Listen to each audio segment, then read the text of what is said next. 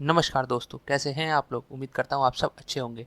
तो 5 most important questions related to science की एक और वीडियो आ चुकी है। इसमें हम chapter 1 chemical reaction and equations के 5 मोस्ट इम्पॉर्टेंट क्वेश्चन जो प्रीवियस ईयर में भी आए हुए हैं और जिनके आने की संभावना है अपकमिंग बोर्ड में, तो हम उनको डिस्कस करेंगे और देखेंगे कि कैसे सॉल्यूशन होते हैं। बेसिकली फर्स्ट चैप्टर आपने पढ़ा हुआ है, पढ़ने के बाद आप इस वीडियो को देखेंगे तो आपको ज़्यादा अच्छे से समझ में आएगी कि आखिर क्वेश्चन कैसे बनते हैं। अगर आपका बेस क्लियर नहीं होगा, अगर आपने फर्स्ट चैप्टर नहीं पढ़ा है तो आप इस वीडियो को इग्नोर ही करना, क्योंकि तब आपको क्वेश्चन समझ में नहीं आएंगे। तो शुरू करते हैं आज का वीडियो, ठीक है। तो अगर आप हमारे चैनल पर नए हैं तो चैनल को सब्सक्राइब कीजिए, लाइक कीजिए वीडियो को और अपने दोस्तों के साथ शेयर करना ना भूलिए। चलिए शुरू करते हैं आज का वीडियो। तो ये हैं कुछ 5 most important question related to science chapter 1 chemical reaction and equations. तो पहला क्वेश्चन है कि हमें एक्स वाई जेड फाइंड करना है। हमें एक रिएक्शन दे रखी है, हमें एक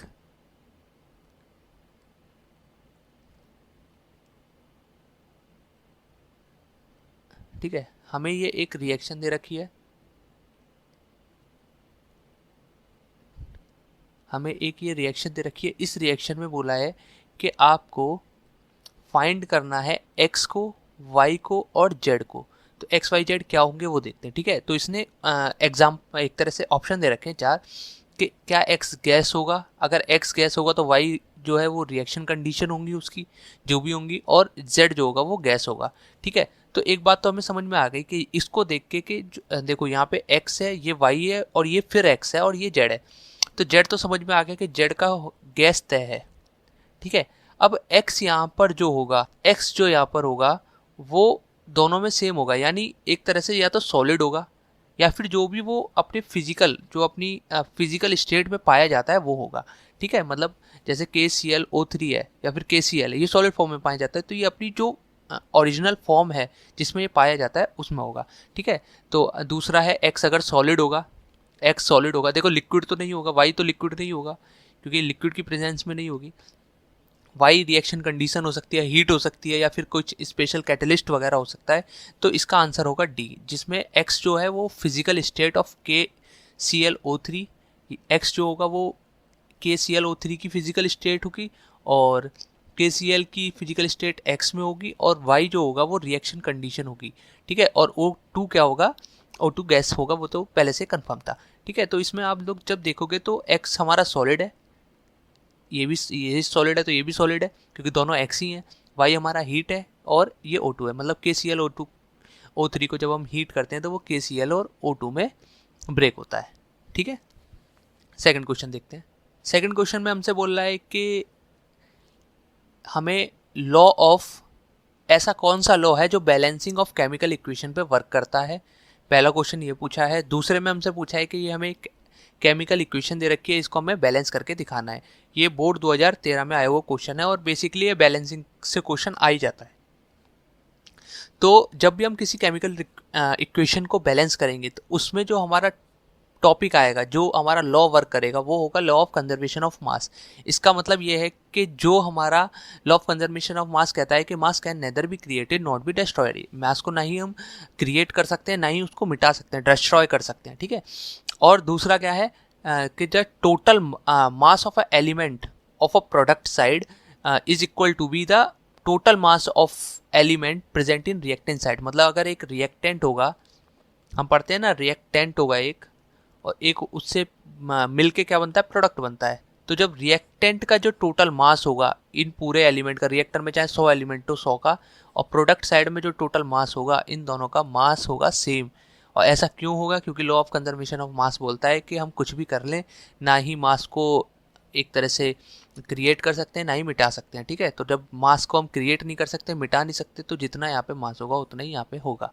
मतलब एक तरह से आपने एक गिलास लिया, उसमें पानी लिया, उसमें एक मतलब 10 kg की फॉर्म में ले लेते हैं, 10 kg पानी लिया और 10 किलो चीनी मिला, 1 किलो चीनी मिला दी, ठीक है। जब आपने 1 किलो चीनी मिलाई तो आपका जो प्रोडक्ट बनेगा ना वो 11 किलो बनेगा, ठीक है। यहाँ पे भले ही 10 और 1 मिलके ये 11 बन जाएगा। तो ये तो हो गया हमारा law of conservation of mass कि mass can neither be created not be destroy, और जितना रिएक्टेंट साइड में मास होगा उतना ही प्रोडक्ट साइड में होगा टोटल एलिमेंट का मिला के। ऐसा नहीं है कि अगर यहाँ पे गैस उड़ रही है तो हम गैस का भी मास देखेंगे। यहाँ पे अगर प्रोडक्ट साइड में कुछ लिक्विड है या फिर सॉलिड है, दोनों को मिला के देखना है, एक का नहीं देखेंगे, क्योंकि पूरा रिएक्टेंट का है और पूरा प्रोडक्ट का है।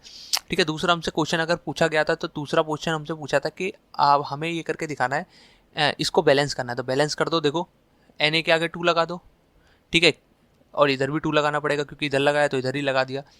तो ये 2Na हो गया, 2Na हो गया। H देख लो कितना है, H इधर O 2 था तो हमें एक काम करते हैं, ये 2 कर लेते हैं, ठीक है। 2 O इधर हो गया, 2 O इधर हो गया। अब इसको बैलेंस कर लो, इधर कितना है 6 H है, इधर कितना है 2 और 2 4, तो हम इसको 2 से मल्टीप्लाई करते हैं तो ये हो गया 4 और ये हो गया 1 मिनट ये हो गया 2 6, तो इसको जब हम इससे करेंगे तो 2 ये हो गया और 2 ये हो गया। सॉरी ये H2O था, ठीक है, H3O गलती से लिख गया था। H2O होगा तो इसमें 2 की मल्टीप्लाई नहीं करेंगे, इधर भी 4 है और इधर भी 2 2 जा 4 और इधर भी 2 और 2 4, ठीक है, ये 2 नहीं होगा। तो ये हमारी 2Na प्लस 2H2O, तो बनेगा 2NaOH प्लस H2। जब आप इसका मास निकालोगे ना, Na का जैसे 11 होता है, 23 होता है, इसका 1 होता है, इसका 16 होता है, ऐसे करके जब आप निकालोगे ना तो आपका इधर भी सेम आएगा, इधर भी सेम आएगा। एक बार करके दिखा देता हूँ, देखो करके देखो, इधर 23 हो गया प्लस H2O का 1 प्लस 16, ठीक है। अब 2 की मल्टीप्लाई करेंगे तो 2 प्लस 16, अभी मैंने 2 की मल्टीप्लाई नहीं की बाहर वालों की, तो बनना कितना है Na का कितना 23 प्लस 16 प्लस 1 प्लस कितना हो गया, ये हो गया 2, करो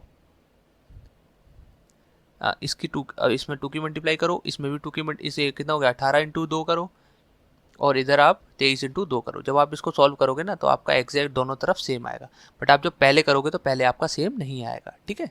आप करके देख लेना, इसको कैलकुलेशन है, बाकी कुछ नहीं है। द थर्ड क्वेश्चन इज, ओ ये तो बच्चों वाला क्वेश्चन है वैसे, बट देखते हैं कितनों को आता है कि फोटोसिंथेसिस का सिग्निफिकेंस क्या होता है, और हमें बैलेंस केमिकल इक्वेशन बतानी है जो फोटोसिंथेसिस में इन्वॉल्व होती है। ये 5th 6th 7th 8th इन सब क्लासेस में फोटोसिंथेसिस का टॉपिक बड़े ही हर्षोल्लास से पढ़ाया जाता है और बच्चे पढ़ते भी हैं, ठीक है। तो फोटोसिंथेसिस का मतलब होता है कि पेड़ क्या करते हैं, सनलाइट की हेल्प से कार्बन डाइऑक्साइड जो हम लोग एक्सहेल करते हैं उसकी हेल्प से अपना खाना बनाते हैं पत्तियों के ऊपर, ठीक है। प्रेजेंस ऑफ वाटर कहाँ से लेके आते हैं, वाटर लेके आते हैं जड़ों से, ठीक है। ये आप जब आप लाइफ प्रोसेस पढ़ोगे तो उसमें भी आप लोग पढ़ोगे कि प्लांट अपना पानी कैसे लेके आते हैं, जाइलम क्या होता है, फ्लोएम क्या होता है, फॉलम क्या होता है, वो सब आप वहाँ पे भी देखोगे, ठीक है। तो पानी फोटोसिंथेसिस से क्या होता है, कार्बन डाइऑक्साइड लिया, एक तरफ वाटर लिया, एक तरफ कार्बन डाइऑक्साइड लिया, और दोनों को मिला के और क्या लिया, पत्तियों पे खाना बना दिया सनलाइट की प्रेजेंस में, ठीक है। तो वो प्रोड्यूस जो खाना प्रोड्यूस होता है वो ग्लूकोज की फॉर्म में होता है और ऑक्सीजन की फॉर्म में होता है। वो खाना जो बनाते हैं वो ग्लूकोज होता है और ऑक्सीजन निकलता है, ऑक्सीजन एक बाय प्रोडक्ट के रूप में वहाँ पे निकलता है, ठीक है। तो ये हो गया फोटोसिंथेसिस का सिग्निफिकेंस, इसमें फोटोसिंथेसिस लिखना है। और इसमें सिग्निफिकेंस ये भी बोल सकते हैं कि जो फोटोसिंथेसिस प्रोसेस है वो ऑल लिविंग बीइंग के लिए, जितने भी लिविंग बीइंग के लिए वो लाइफ प्रोवाइड करता है, क्योंकि ज़्यादातर ऑक्सीजन हमें पेड़ से ही मिलता है, ये हमने बचपन से पढ़ा है, ठीक है। तो अगर हम बैलेंस केमिकल इक्वेशन की बात करें तो हमने क्या लिया, CO2 लिया प्लस H2O लिया, जब हमने इसकी सनलाइट की, ठीक है, और क्लोरोफिल, तो क्या बनेगा हमारा C6H12O6 plus O2 plus H2O, ठीक है। तो ये क्या है हमारा कार्बन डाइऑक्साइड, ये हो गया वाटर, ये कहाँ से लिया, ये हमने एक्सेल किया, ये जड़ों से लिया तो ग्लूकोज बना दिया, ठीक है, ग्लूकोज बना दिया, और O2 एक तरह से बाय प्रोडक्ट के तौर पे वो स्टोमेटा की तरह बाहर निकाल देते हैं, और जो H2O बचता है वो या तो एवोपोरेशन या वापस जो उनका जो एक्सक्रिएशन होता है उसमें चला जाता है, ठीक है। बात करें तो इसकी अगर बैलेंस केमिकल इक्वेशन की, तो बैलेंस केमिकल इक्वेशन में आपको 6CO2 प्लस 12H2O, यहाँ पे 6H12O6 plus 6O2 plus 6H2O। अगर आप लोगों को बैलेंसिंग में कोई दिक्कत है तो मैं बैलेंसिंग के ऊपर अगर दिक्कत है तो आप बता देना, कमेंट कर देना, मैं आपके लिए बैलेंसिंग की पूरी एक अलग वीडियो लेके आऊँगा जिसमें बैलेंसिंग को अच्छी तरीके से देखेंगे कि बैलेंसिंग कैसे करते हैं। तो नेक्स्ट क्वेश्चन जो हमारा होने वाला है वो और भी इंटरेस्टिंग होने वाला है, 4th क्वेश्चन, जिसमें हमसे बोला गया है कि balance chemical equation, what right balance chemical equations of the following reaction, मतलब हाइड्रो, ये हमें रिएक्शन दे रखी है, इसकी हमें बैलेंस केमिकल इक्वेशन लिखनी है। तो बैलेंसिंग से बेसिकली ज़्यादातर क्वेश्चन बन जाते हैं, क्योंकि इजी टॉपिक है, 2 या 3 नंबर में क्वेश्चन बन ही जाएगा। इसमें बोला हाइड्रोजन प्लस क्लोरीन मिलके हाइड्रोक्लोरिक एसिड बनाते हैं, हाइड्रोजन क्लोराइड बनाते हैं, लेड प्लस कॉपर क्लोराइड मिलके लेड क्लोराइड और कॉपर। ये रिएक्शन की टाइप भी आ जाते हैं कभी कभी कि कौन सी टाइप की रिएक्शन है, कॉम्बिनेशन है, डिकम्पोजिशन है, डिस्प्लेसमेंट है या फिर डबल डिस्प्लेसमेंट है, ठीक है। तो जब हम इसको निकालेंगे तो H2 प्लस Cl2 मिलके 2HCl बनाएंगे, केमिकल 2 लगाना है बस इसमें, बाकी बैलेंस हो जाएगा। लेड यानी PbCuCl2 यानी कॉपर क्लोराइड, तो ये लेड क्लोराइड बन जाएगा और Cu बाहर निकल जाएगा। कौन सी रिएक्शन है, पहली वाली कॉम्बिनेशन, दूसरी वाली डिस्प्लेसमेंट रिएक्शन। अगर हम जिंक ऑक्साइड की बात करें तो ZnO, कार्बन की बात करें तो C, तो इसमें Zn बाहर निकल जाता है और CO के साथ बॉन्ड बना लेता है। ये कौन सी रिएक्शन है, ये भी डिस्प्लेसमेंट रिएक्शन ही है। तो पहली कॉम्बिनेशन, दूसरी डिस्प्लेसमेंट और तीसरी भी डिस्प्लेसमेंट रिएक्शंस, ठीक है। आगे चलते हैं।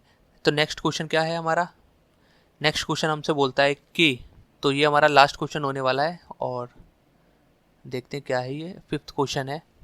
5th क्वेश्चन में बोला है कि ये केमिकल रिएक्शन दी हुई है, इसको हमें केमिकल रिएक्शन का टाइप बताना है, कौन से टाइप की केमिकल रिएक्शन है, और हमको बताना एक उसकी मतलब बैलेंस केमिकल इक्वेशन लिखनी है। तो बैलेंसिंग से बेसिकली ये भी एक और क्वेश्चन आ गया आपका, आइडेंटिफाई द, और ये आया हुआ है 2015 में टर्म फर्स्ट बोर्ड एग्जाम में, ठीक है।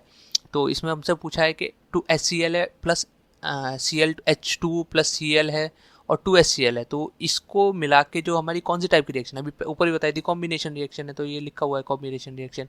अब उसने बोला है कि इसको बैलेंस करना है, तो बैलेंस में बस अच्छा बैलेंस नहीं बोला, उसने बोला है कि राइट केमिकल, इसका अनदर एग्जांपल लिखने हैं, मतलब जो ये कॉम्बिनेशन रिएक्शन के ही 2 एग्जांपल और देने हैं।